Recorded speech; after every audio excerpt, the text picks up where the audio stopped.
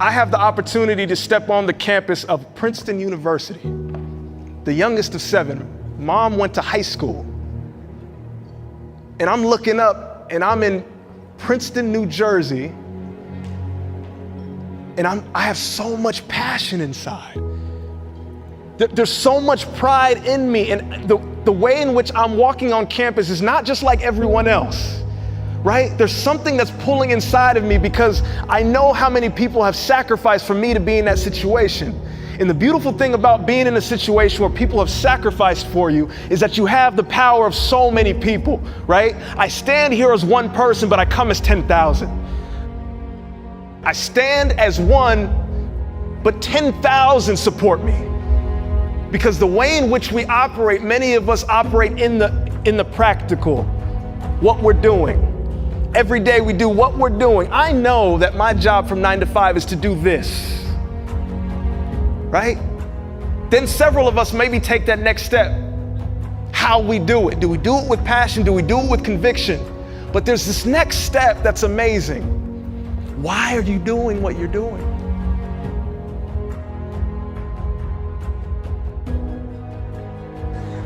Who's your why? Who are the people in your life right now? Who are the people in your life who you can see their face and you say, you know what? Because of you, I will do more, be more, and become more. Because of you, I will do more, be more, and become more.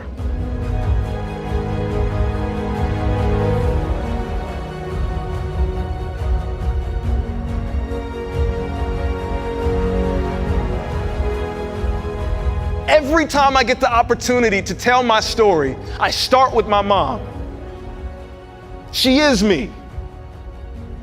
Her heart is my heart. Everything that I do, I know the sacrifice. I know the sacrifice. And the most amazing part is I believe that each and every one of us can bring that passion to what we do if we remember who our why is. If we identify it so clearly on a day-to-day basis of why are we getting up at 6 a.m. again? Why are we doing this, right? And there are certain people in our lives that allow us to continue on, that allow us to push forth.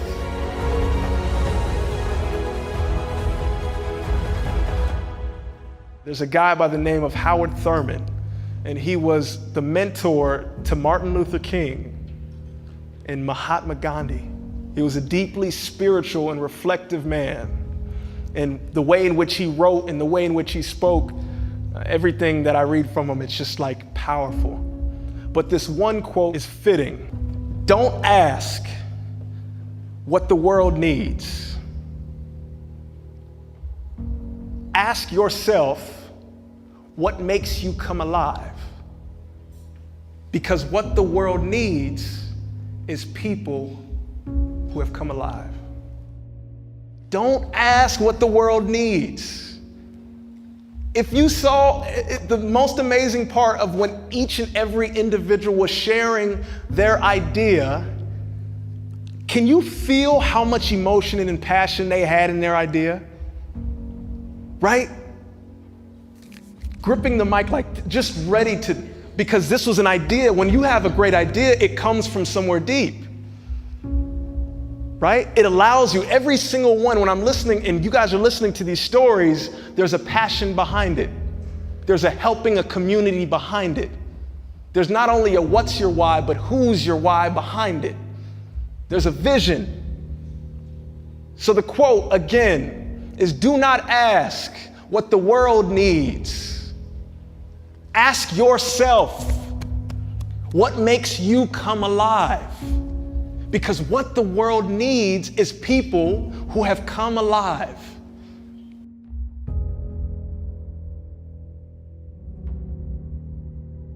There were so many times I didn't think I was going to graduate.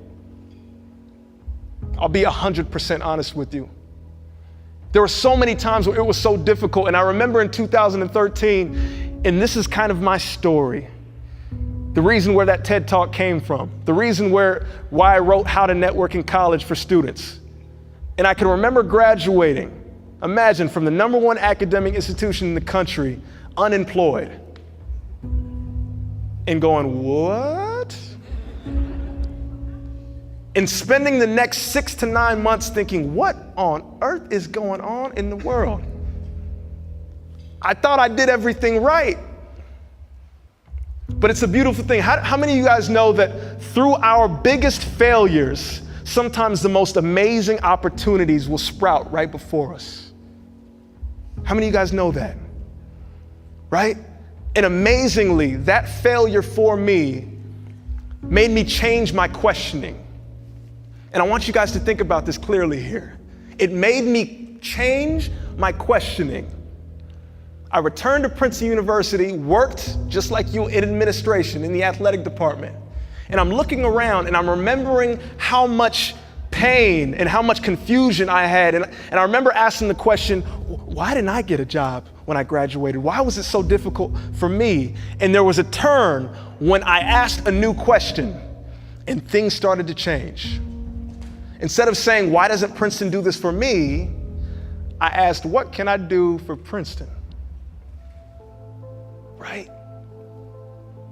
In the midst of not knowing what's happening, instead of asking, why can't Princeton do this for me? I asked the question, what can I do in my shoes, from my perspective, in my stance, to contribute to this amazing community?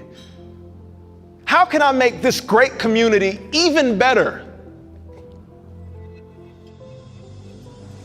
And it hit me, and I said, you know what? There might be other student athletes just like me who don't understand the concept. So I created a program. The program was called Profound Ivy. It was a mentoring program. And I said, can I get some of the student athletes together and we'll come in and we'll talk about networking and professional development and academic efficiency?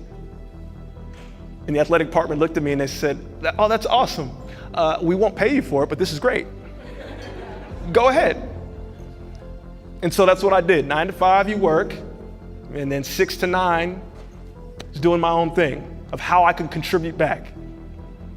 And it was interesting because the group grew, right? It was 8 students, and then it was 12 students, and then it was 25 students, and then it was 40 students, and then it was 70 students.